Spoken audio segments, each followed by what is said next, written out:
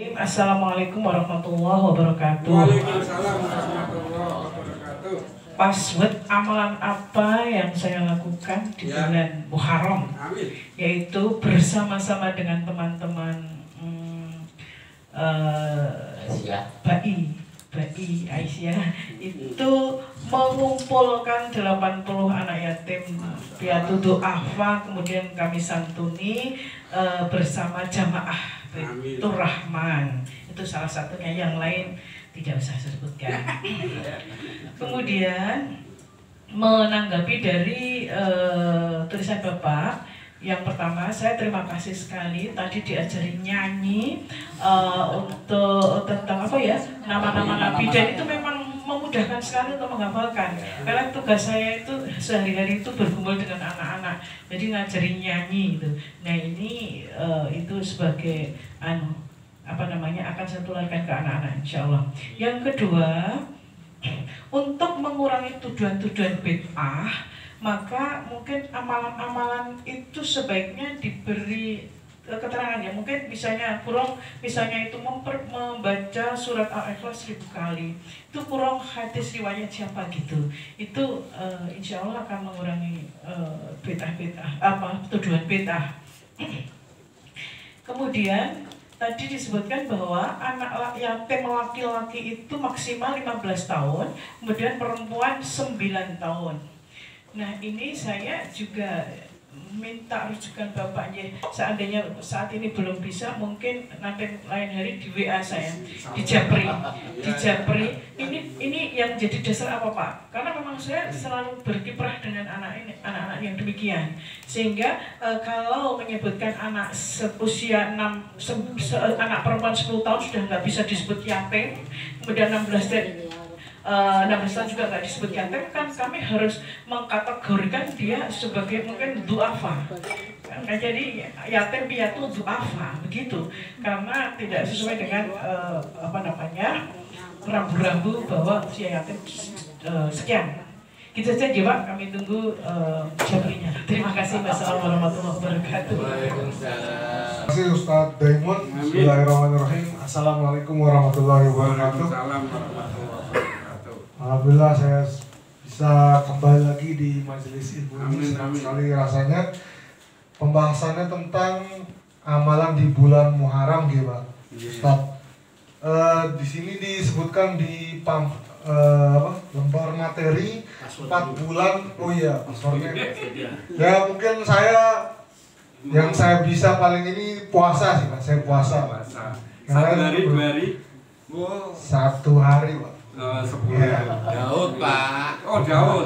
Nah mungkin pertanyaan saya itu tentang kalimat pertama di materi Pak, 4 bulan yang dimulai muliakan. Mungkin sebenarnya sudah dijelaskan, cuman saya pengen tahu, mungkin bisa dijawab ringkas.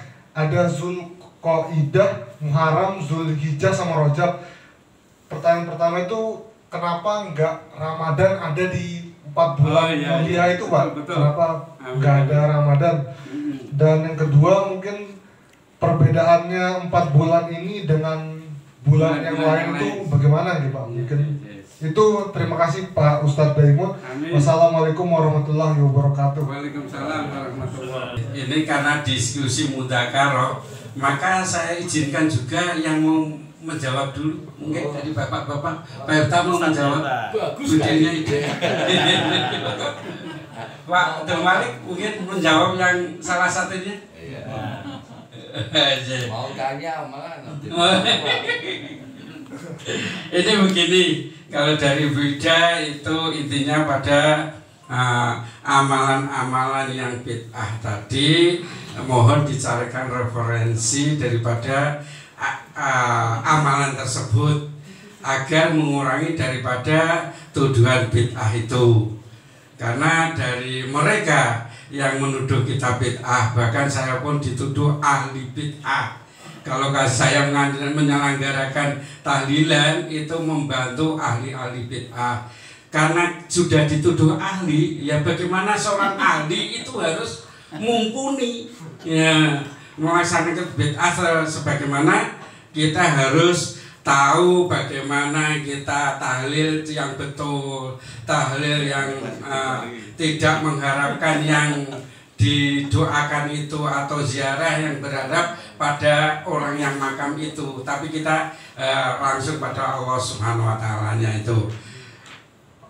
Untuk yang ini 15 umur, berhubungan dengan umur, itu kita juga pernah diterangkan daripada kedudukan daripada anak yatim itu setelah balik itu tidak lagi anak yatim. Maka kalau teks hadisnya nanti kita kirimkan yang lain. Namun sebagai sekilas adalah bahwa kedudukan anak yatim piatu itu setelah dia balik maka tidak diposisikan sebagai anak yatim dan piatu itu. Yang Mas Sinten, Mas Andi, Mas Adit, yeah. Itu 4 bulan Allah memberikan 4 bulan sebagai mulia. Kalau bulan Ramadan itu bulan miliknya Allah sendiri, jadi lebih daripada mulia. Nah di sini dinamakan hurum atau haram, itu adalah saat itu asbabun nuzulnya dalam proses peperangan. Maka 4 bulan ini diharapkan untuk berperang. Nah, jadi 4 bulan itu yang 3 bulan berdampingan, bulan Dzulqa'dah, bulan Dzulhijjah, dan bulan haram atau Muharram itu, dan bulan Rajabnya tersendiri, agak jauh itu mendekati bulan Ramadan.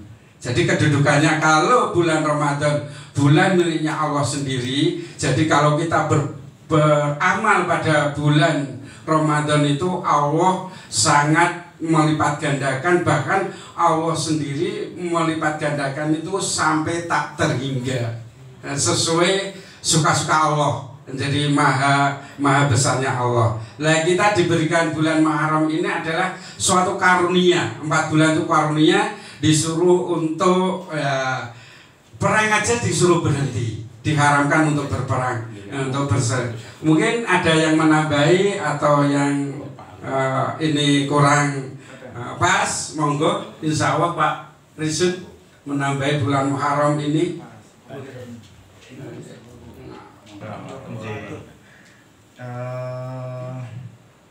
Tadi kalau kaitannya dengan satu ibadah mahdoh, ibadah ke Allah, memang saya setuju dengan Bu Ida, itu saran yang bagus, Masya Allah. Ustazah Ida, Ibu Ustazah itu alangkah baiknya disertakan, karena kita beramal ada apanya itu, ada tuntunannya. Selain niat karena Allah, yang pertama syarat diterimanya adalah niat karena Allah, yang kedua adalah harus ada contoh dari Rasulullah, dan biasanya ada dalam tanda kurung ini, insya Allah ada semua, mungkin ada ya, cuman hanya menambahkan saja dalam kurungnya. Terus yang kemudian bulan puasa ya hurum tadi ya, diantaranya kalau bulan puasa itu memang Ramadan itu wajib puasanya, jadi puasanya itu miliknya Allah, tapi kewajibannya ini yang membuat manusia itu tidak berkesan hebat. Jadi kalau bulan-bulan yang dikatakan istimewa itu untuk memantik sebuah motivasi bahwa sunnah saja mau gitu. Jadi kalau bulan puasa memang wajib. Tapi Allah atau ini bagian daripada cara dakwah dalam Islam ya, bahwa kalau ingin mengangkat pada satu bulan atau amalan tertentu, biasanya itu diabaikan dulu yang lain gitu. Misalkan nih, pahala haji dan umroh. Padahal pas kita beramal haji dan umroh itu pas kita perjalanan ritual di sana itu adalah amalan yang paling mulia supaya kita optimal pada saat itu. Tapi pada saat habis subuh kita baca Quran dan kita sholat suruh, ya itu kan pahalanya juga haji dan umroh gitu kan. Jadi ketika ada satu amalan dan pahalanya itu ditekankan, maka itu butuh momentum yang tidak bisa dibenturkan dengan momentum yang lain. Nah, maksudnya pada saat kita misalkan nih duduk kita bersama begini, kita diampuni semua dosa-dosanya, didoakan malaikat diampuni. Nah, insya Allah ya, amin. Bahwa ini malaikat sedang berzikir, bahkan orang lewat ketika duduk tidak sengaja di radius yang sekitaran dianggap halaman, itu insya Allah diampuni juga gitu. Tapi tidak bisa dibetulkan bahwa orang yang sedang beristighfar itu lebih diampuni kita daripada orang yang di sana beristighfar, itu tidak bisa. Artinya semoga kita bisa memanfaatkan momentum yang tepat di depan kita. Pada saat ini adalah bulan Muharram, Ustadz sudah mengutarakan keutamaan, ya insya Allah kita optimalkan di bulan Muharram ini. Demikian, mohon maaf menambahkan. Ustadz. Harus nih. Iya. Karena juga Bagi ilmu. Assalamualaikum warahmatullahi wabarakatuh. Waalaikumsalam warahmatullahi wabarakatuh. Terima kasih atas waktunya. Tadi sudah panjang lebar. Menambahkan sedikit saja. Ketika 4 bulan haram, Dzulqa'dah, Dzulhijjah, kemudian Muharram, dan berturutan, kemudian Rajab. Ini amaliyah-amaliyah yang sudah disampaikan. Yang lewat sedikit itu ada sholat, jadi sholat sunnah. Menambahkan itu saja, sholat sunnah, tahajud, witir. Ini kalau di bulan haram itu pahalanya atau amalan yang lain itu pahalanya dilipat gandakan. Namun jangan lupa, kita ketika berbuat maksiat di bulan haram ini, dosanya juga dilipat gandakan. Seperti itu. Nah, ini maka selain kita meningkatkan amal soleh, juga kita meninggalkan kemaksiatan, karena dosanya juga dilipat gandakan di bulan-bulan haram 4 bulan tersebut. Nah, kita lebih semangat lagi dalam meningkatkan amal soleh. Ya, sebagaimana setiap Jumat itu diwasiatkan takwa usikum. Nah, itu tidak hanya menjalankan amal soleh saja, tapi juga meninggalkan larangannya. Itu satu paket begitu. Kemudian apalagi kiranya seperti itu. Terima kasih. Assalamualaikum warahmatullahi wabarakatuh. Luar biasa ini ya. Luar biasa. Ustadz di sore hari ini memang semangat ya. Walaupun sudah tua tapi semangatnya luar biasa. Tinggal sebentar ya. Saya kaget loh. Kita katanya mau ke IKN tapi nggak jadi. Tugaskan ke Irian. Jadi ini memang apa Pak ya? Bagus ini memang 4 bulan yang dimuliakan. Jadi mestinya memang nggak 10 ya Pak ya, ini ada penjelasannya ya Pak ya. Iya. Mungkin lebih banyak lagi. Ini kalau bisa ada ratusan. 73 sampai ribuan ya. Kurang ini. Ibaratnya tambah satu lagi menghantar makanan ke rumah Pak Ita. 4 bulan itu bagus tuh Pak, itu ditambahkan Sedekah ya. Iya. Besok bulan tahun depan. Iya. Ini yang saya tanyakan ini tuh cerita apa mitos ya Pak ya? Ini di saat ini peristiwa yang melatar belakang ini peringatan bulan Muharram. Itu Allah Subhanahu wa Ta'ala menurunkan hujan yang pertama. Iya. Ini tahun berapa nih? Harus jelas loh Pak, benar Pak. Oh, main-main loh Pak. Iya. Kalau misalnya baru tahun-tahun kemarin, masa yang pertama lah. Dulu masa oh bisa hidup Pak kalau nggak ada hujan. Nah ini tolong ini memang tadi Bu Ida juga menyampaikan, saya juga cocok ini dasarnya apa ini? Jangan sampai jari ini kono, jari ini ya toh. Enggak. Ya sebenarnya. Ya, assalamualaikum warahmatullahi wabarakatuh. Waalaikumsalam warahmatullahi wabarakatuh. Fokusnya pada hujan yang pertama. Sebagaimana Allah Subhanahu wa Ta'ala itu menciptakan bumi, langit atau tata surya atau tata ya, semuanya itu adalah diciptakan di dunia ini seisinya selama 6 hari. 6 hari itu kalau 1 hari akhirat yang dijelaskan dulu Ustadz kita Bapak Babang itu sudah kita ketahui. Namun yang satu ini hujan pertama ini mari kita cari lagi. Saya belum juga ketemu dasarnya, tapi punya ilmu seperti itu juga menambah daripada gairah. Cuma ya, itu juga saya dapat, cuma belum hafal hadisnya. Seperti tadi Wida itu daripada hadis yang atas tadi.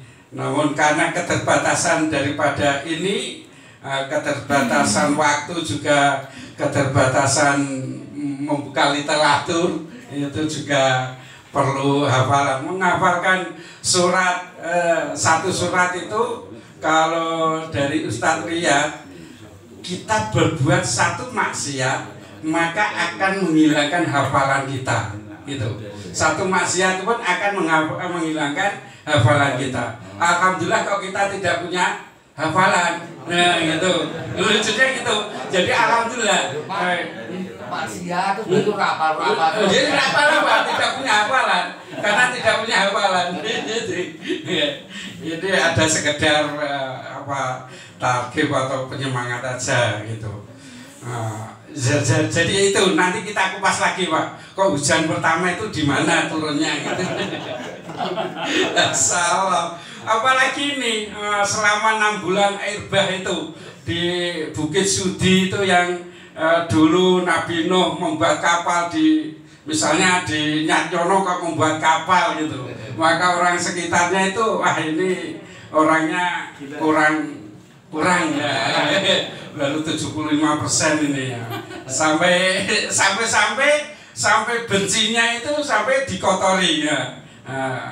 Namun Allah Subhanahu wa Ta'ala adalah mengirim suatu pagebluk, suatu penyakit. Yang penyakit itu pada akhirnya tidak ada obatnya. Tidak ada obatnya, penyakit gatal, penyakit lepra, penyakit yang lain tidak ada obatnya. Satu-satu obatnya itu karena orang yang sedang pergi ke hutan itu juga sakit seperti itu. Nah itu kan dioleske seperti itu kan bisa sembuh. Maka menyiarkan pada kampungnya bahwa apabila punya penyakit ini ke sana ke kapalnya Nabi Nuh, maka nanti akan sembuh. Kebetulan juga sembuh, maka semua yang mendapatkan musibah penyakit itu semuanya ke sana sampai kapalnya itu kehabisan daripada dari tinjanya mereka sendiri itu. Maka sampai yang kapal setengah jadi pun jadi halus. Ada yang mencair air dengan digosok-gosoknya maka diminum. Nah, inilah juga kebesaran Allah Subhanahu wa Ta'ala. Nah, cerita-cerita seperti itu, tarikh-tarikh seperti itu perlu kita pada anak-anak kita.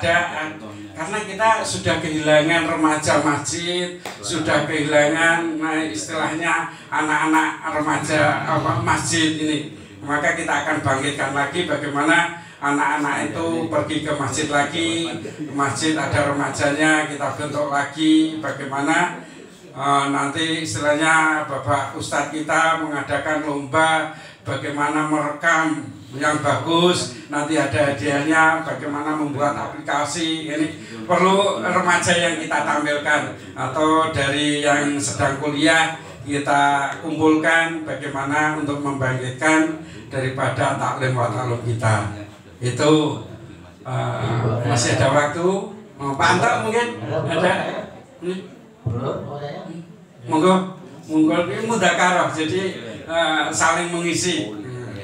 Karena bagaimana taklim wa ta'alum itu apa yang kita dengar kita yakini. Setelah kita yakini ya kita agungkan. Nah, setelah kita agungkan kita jaga daripada yang kita dapat maka kita amalkan.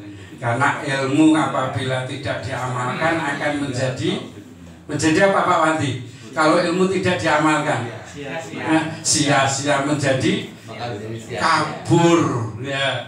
Begitu pula amal kita, sholat kita tadi, sholat subuh, sholat isra itu harus kita ilmukan. Apa bedanya sholat isyraq dengan sholat duha awal itu kita ilmukan.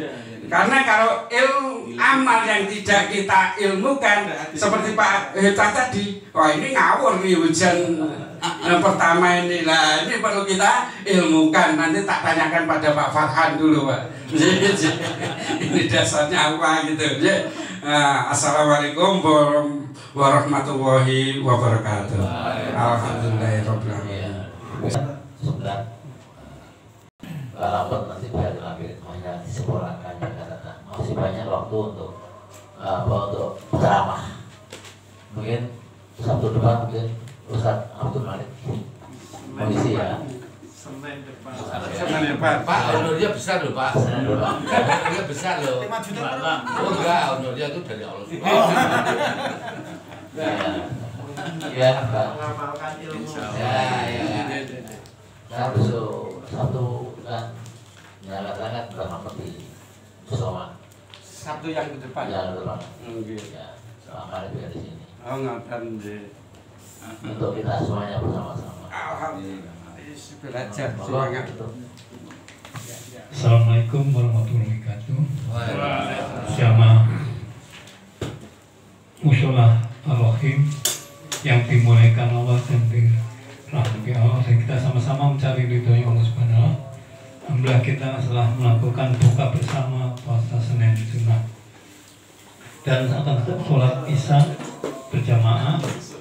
Barusan kita dengarkan tausiah yang dibawakan oleh Ustaz Dr. Andes Daimun Slamet.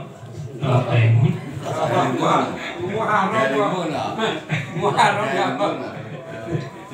Kita kesankan di dalam hati dan niat kita untuk amalkan dan kita sampaikan kepada saudara-saudara lain. Dan untuk kesempurnaan majelis ini tidak menjadikan majelis yang sia-sia, malah majelis ini kita tutup dengan doa kifarah majelis. Subhanallahumma wa bihamdika asyhadu an la ilaha illa anta astaghfiruka wa atubu ilaik. Assalamualaikum warahmatullahi wabarakatuh.